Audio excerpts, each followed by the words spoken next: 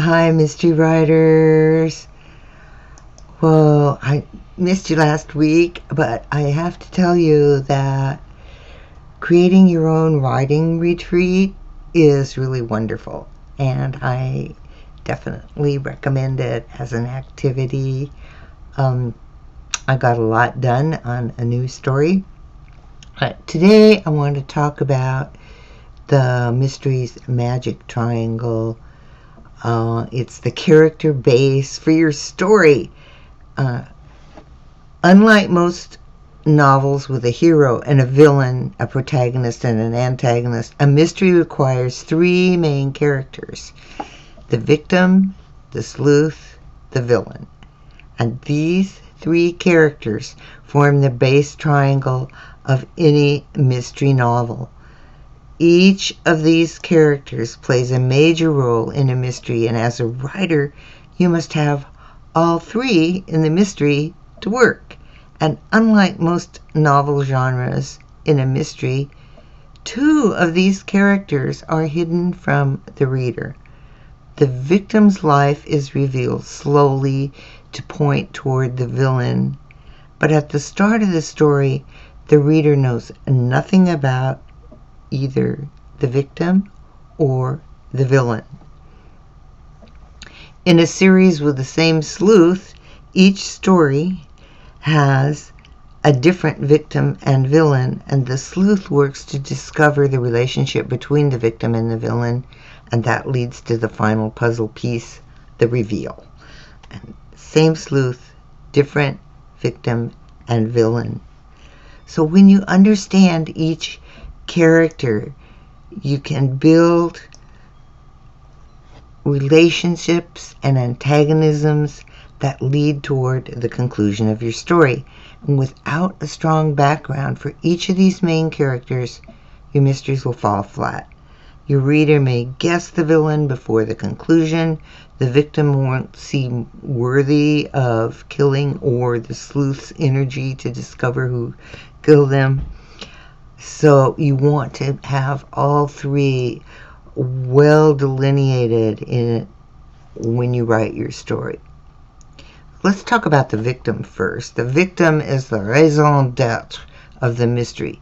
Without the victim, your sleuth would have nothing to do.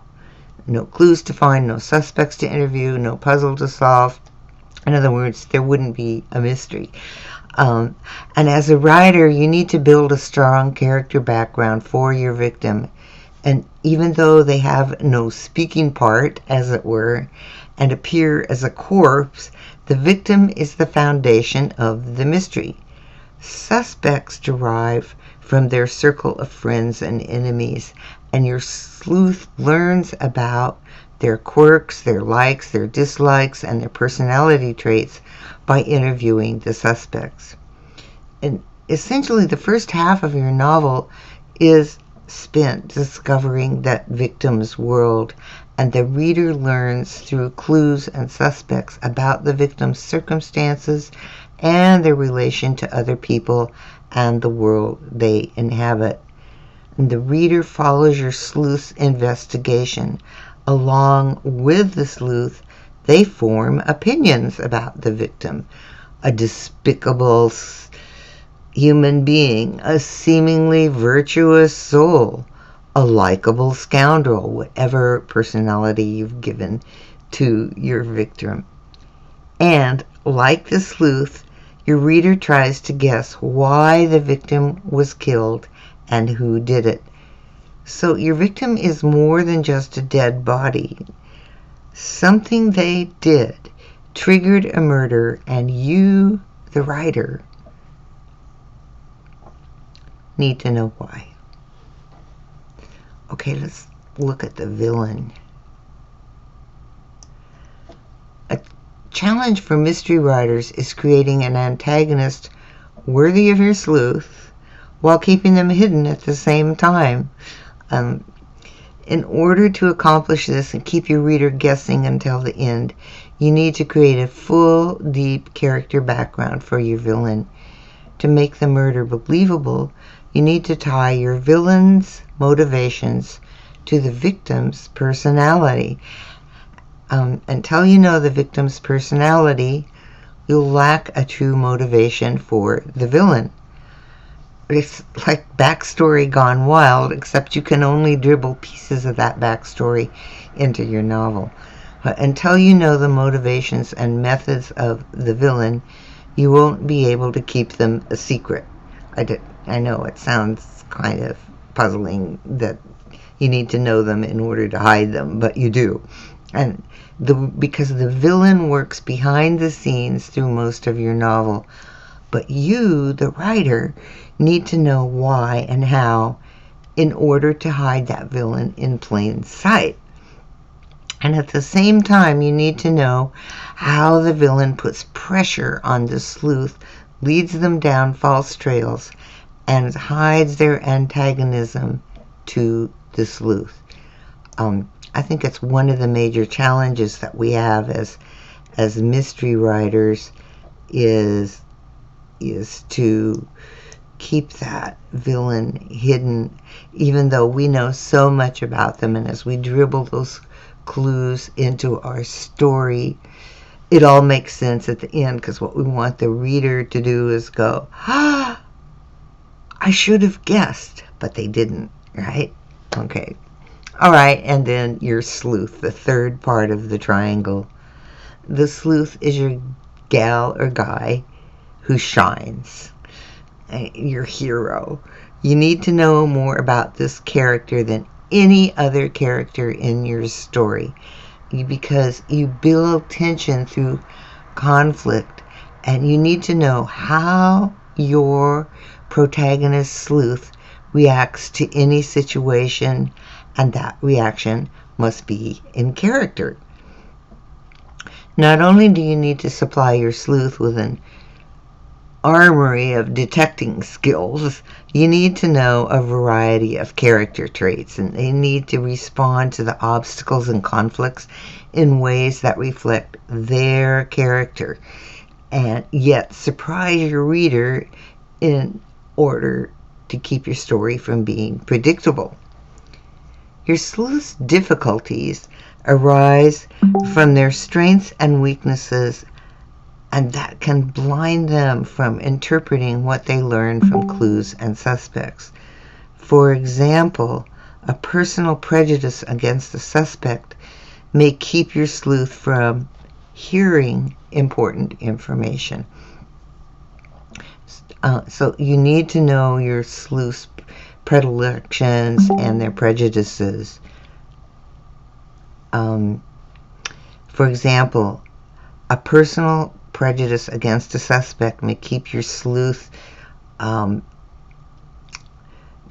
really learning that important information. You need to know not just strengths and weaknesses, but personal preferences and antipathies. And these traits hold precedence over their physical traits like size or hair color.